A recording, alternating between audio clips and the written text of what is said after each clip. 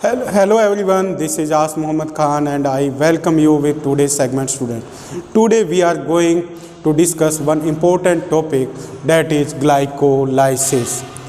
As you know student, that the respiration is a step holding process. Means in this there are the different steps are involved, and in this the important step that takes place is glycolysis. Means the glycolysis is the important process of respiration, and it was discovered by the German scientist Emden, Meyerhof and Paranas. That's why this pathway is also known as EMP pathway. Means the glycolysis is also known as EMP pathway. So, what is glycolysis, student? With the help of this word, you can easily understand.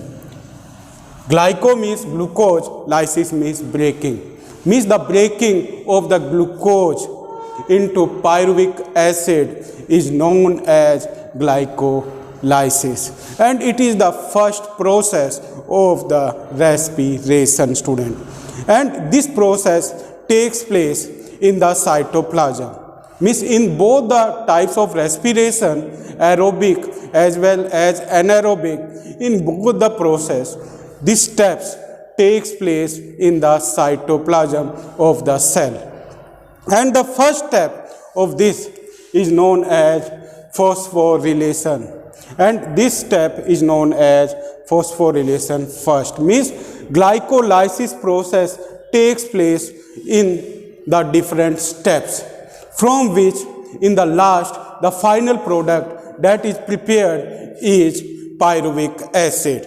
So the first step of the glycolysis is phosphorylation first. In this, the glucose is reacted with ATP, adenosine triphosphate, in the presence of hexokinase, and with this, in this, the main element, means main ion that takes place is magnesium. Means in the presence of magnesium works as a catalyst here, and it converts glucose into glucose 6-phosphate, and with this the ADP is also produced. Means adenosine diphosphate is produced, student. It is the first step, phosphorylation first. Next is isomerization. What is isomerization, student? It is the important process in the chemistry in which a molecule change its chemical structure. Means the molecular formula remains same, but the chemical structure is changed. So in this also the molecular formula of the glucose 6-phosphate is changed into fructose 6-phosphate, and this process is known as isomerization, and this process takes place in the presence of one important enzyme, that is phosphohexokinase, and this process is known as isomerization. Next important process, student, that takes place is phosphorylation second. So in this again fructose 6-phosphate is reacted with ATP, and in this phosphofructokinase enzymes plays very important role in the presence of magnesium ion, and what it forms, student? It forms fructose 1,6-diphosphate, and this process is known as phosphorylation second, because in this also there is one phosphorus is added, and what is formed, student? Fructose 1,6-diphosphate is formed. So it is phosphorylation second, student. Next is splitting of hexose sugar. In this, the fructose 1,6-diphosphate that is formed, it is broken into two biochemical substances. First is 3-phosphoglyceraldehyde, and second is dihydroxyacetone. So these two important biochemical compounds are formed in this. and this process is known as splitting of hexose sugar. Next is student phosphorylation third and dehydration.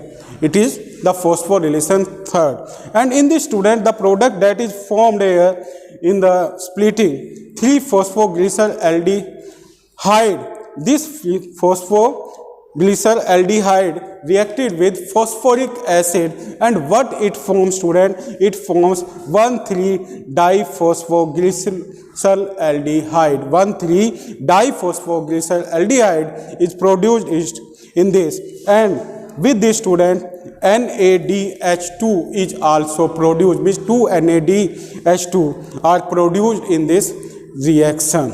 So till here we have covered the 5 steps, and remaining 5 steps now we will cover. So student, what was the product that was produced by the 5th step? It is 1,3-diphosphoglycic acid. So when the 1,3-diphosphoglyceraldehyde reacts with the NAD, here the NAD works as hydrogen acceptor student, and when it will react with this, then what will it produce? In the 6th step it will produce 1,3-diphosphoglycic acid, and with this, in this the 2 NADH2 are produced student. 6 steps takes place in the presence of one enzyme student, and that is known as phosphoglyceraldehyde dehydrogenase. Means you can learn this name with the help of this. Means phosphoglyceraldehyde dehydrogenase enzyme is present in this reaction, and it works as a catalyst. Next is student first ATP generation.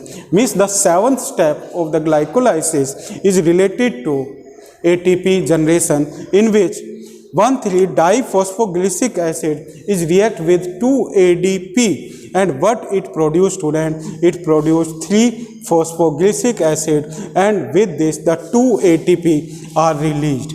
Means the 2 ATP are released. That's why this step is known as ATP generation step. Next step is student isomerization. In this again the molecular formula remains same, but the chemical structure is changed, and what happens in this student? 3-phosphoglycic acid is changed into 2-phosphoglycic acid in the presence of phosphoglyceromutase. Phosphoglyceromutase student. Next is student dehydration. In the dehydration student, this 2-phosphoglycic acid is converted into 2-phosphophenol pyruvic acid, 2-phosphophenol pyruvic acid, and this reaction takes place in the presence of enolase enzyme student, enolase.